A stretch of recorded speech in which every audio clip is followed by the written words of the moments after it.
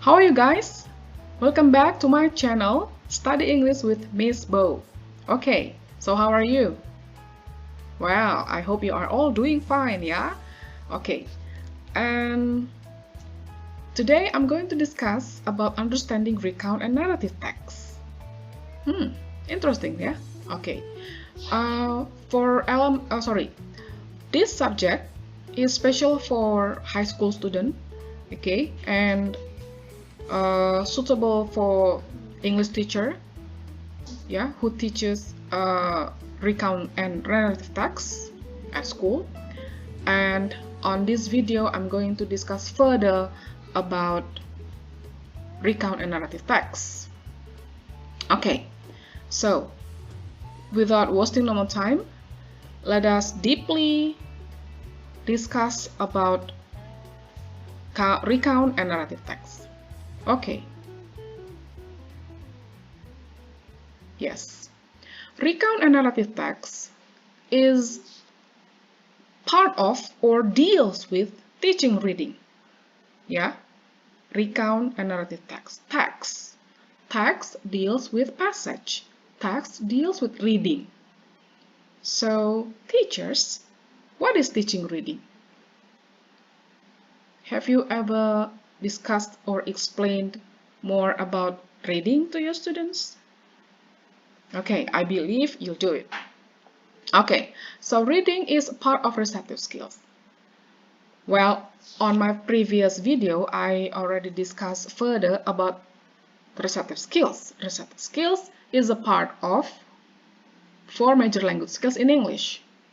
Ya, nah, maybe you can check and take a look. Ya, bisa melihat nanti di playlist ada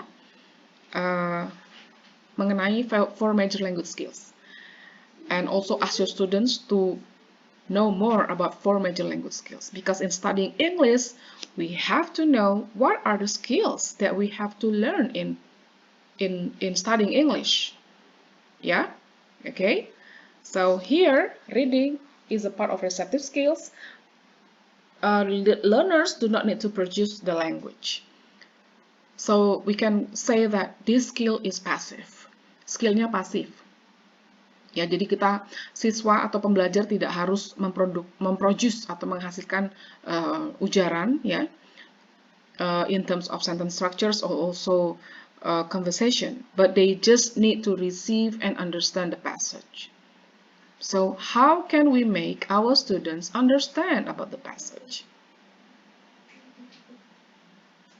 Okay.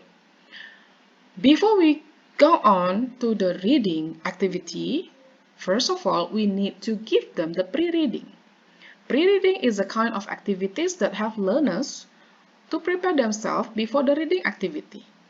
Jadi pre-reading di sini patut kita berikan sebelum kita langsung masuk ke dalam materi reading atau aktivitas reading yang akan kita berikan, agar siswa memiliki point of view atau memiliki gambaran mengenai apa yang akan mereka lakukan pada saat reading activity tersebut. Oke, ya, kira-kira apakah Anda pernah memberikan pre-reading kepada siswa? Yes. Bolehkah nanti di komen, ya, kira-kira activity apa yang telah Anda berikan? Ya, nanti bisa di type on the comment column, ya, kira-kira activity apa. Di sini saya, oke, sebelum membahas tentang pre-reading activity, we need to know what is the pre-reading activities. Oh, before.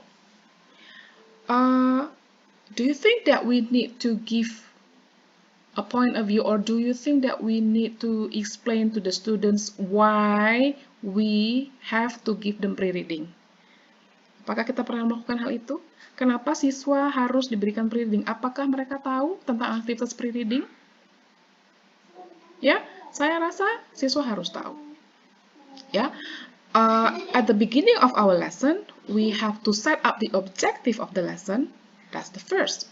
We as a teacher have to introduce to the students what are the objectives that we want to achieve on this lesson.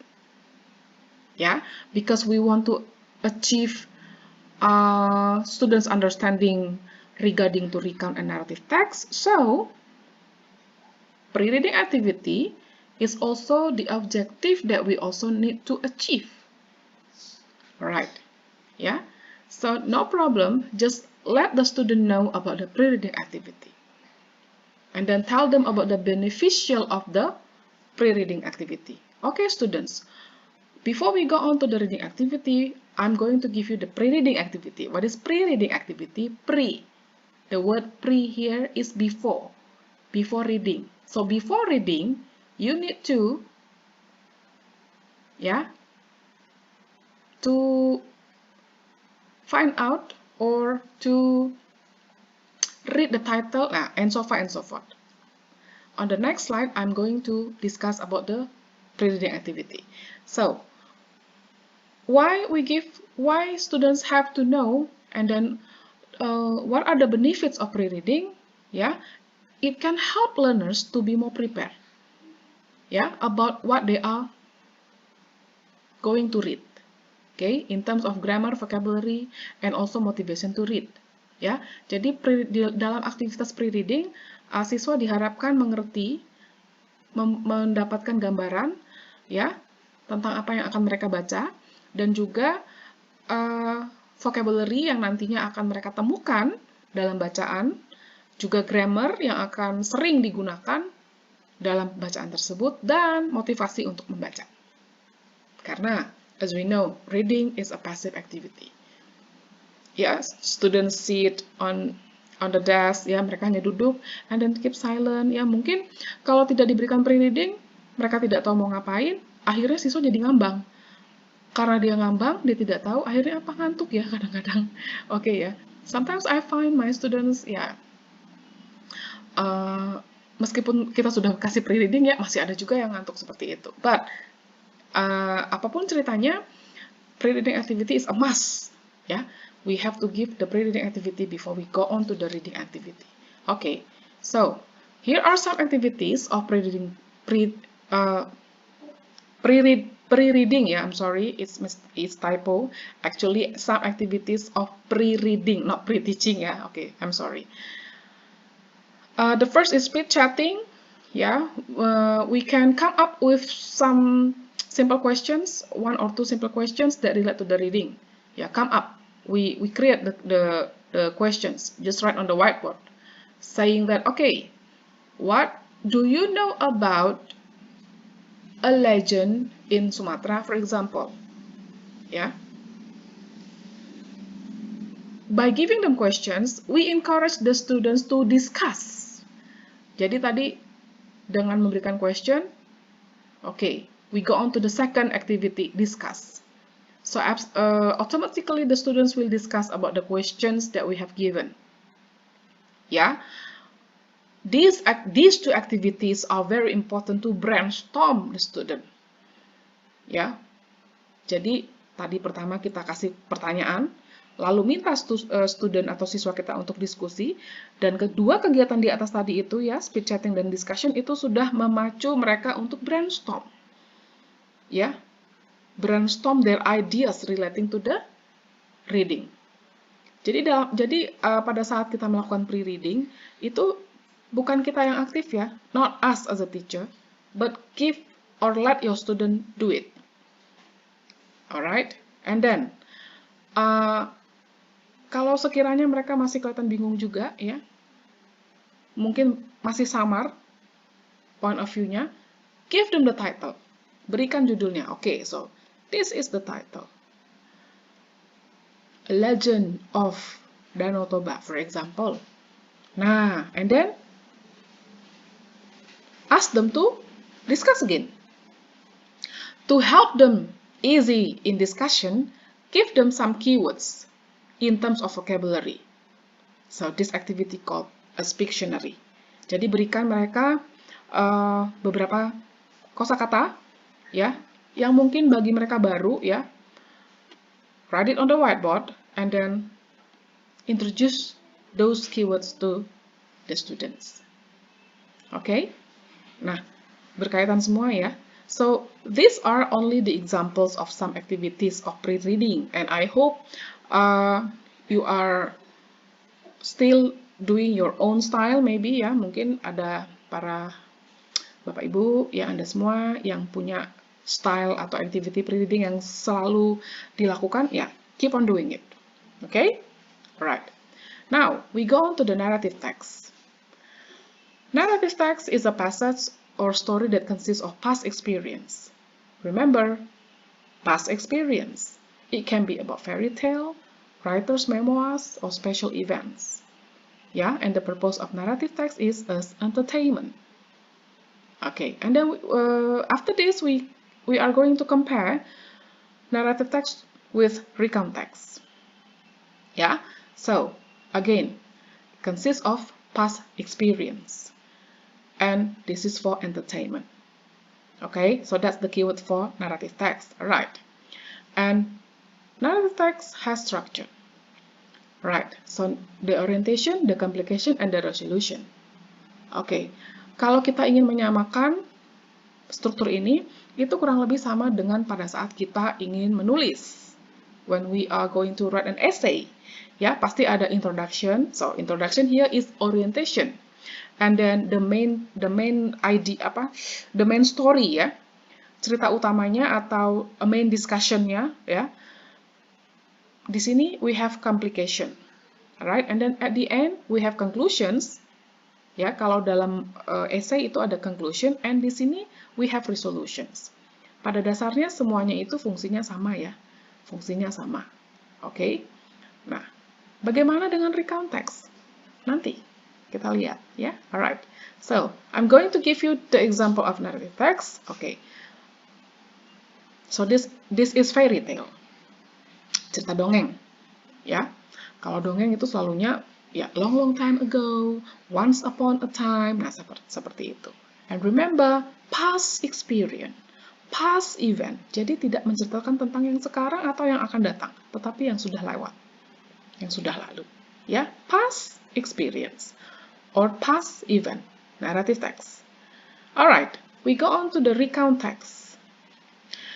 Recount text is a story, action, or activity of certain issues that is also for entertaining and telling the past experience. So what is the sameness? Tadi di narrative text about past experience, okay?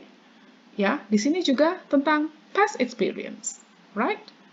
Ya, yang gunanya untuk apa? Tadi narrative text entertaining juga ya, alright. Di sini juga recount juga tentang entertaining. Tetapi bedanya ada sedikit. Ya, bedanya ada sedikit. Kalau di recount text, itu isunya bisa berkaitan dengan kita pribadi, mungkin menceritakan tentang kejadian 1 tahun yang lalu ya.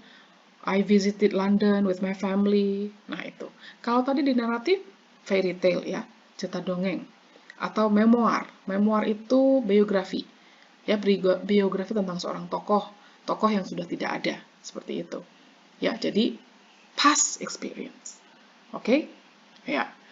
And still, structure of recount text ada orientation, events, reorientations, ya. Sebenarnya fungsinya sama semua, sama saja dengan narrative text tadi, ya. Narrative text juga punya orientation, recount juga punya orientation, consists of the background of the information, ya. Menceritakan tentang informasi dari wacana tersebut, lalu kalau di naratif kita ada complication ya. Nah, di sini ada events menceritakan tentang kronologi kejadian A, B, and C seperti itu ya. Nah, kalau tadi di sana ada di naratif ada reconciliation, di recount kita punya reorientation. Ya. So, in reorientation is like a conclusion, the ending. Ya, what happened to the story at the end. Seperti itu. Ya. Okay. Now, this is the example of recount text, yeah. This is about Anto, yeah. Anto wrote about his activity last weekend. Yeah, he visited to the pen pal's house and then had breakfast and so far and so forth. Okay, so the issue is about a certain issues, ya, tentang seorang aktivitas seseorang yang udah terjadi kemarin. Seperti itu, ya. Alright. So, to help you understand about narrative and recount text, it's very easy and it's very simple. I give you the keywords. First of all, you have to get the understanding about the vocabulary of the passage. Maka dari itu, vocabulary akan diberikan pada saat pre-reading.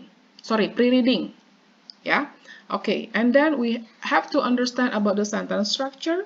Ya, kita ketahui tadi narrative and recount tells about past experience or past event. Jadi, otomatis sentence structure yang akan kita temui dalam passage tersebut adalah past tense. Kaitannya dengan past tense. Ya, so teacher, be ready that you have to discuss further about past tense. I promise you on my video next time I'm going to discuss further about past tense. So make sure you always stay tuned on my channel Study English with Miss Bo. Subscribe, okay? Yang sudah subscribe, thank you so much. Yang belum, tolong ya di subscribe, also di share ya, comment, and also like ya. I hope we can study together. Alright, and then last but not least, you have to understand about the main idea of the passage. What is the main idea of the passage? Ide pokoknya apa? Ide pokok dari yang kita baca itu apa? Karena kalau pada saat membacanya, we don't get the idea, ya. Nah, cara untuk mendapatkan main idea agar siswa mengerti tentang main idea, ya, we can do it at pre-reading tadi, gitu. Jadi, maka dari itu, lakukan pre-reading, ya, agar semua keyword yang ada di sini itu tercapai. Dan inilah yang menjadi objektif of teaching narrative and recount text. Ya, once you get the main idea of the passage, it makes you easy to answer the question.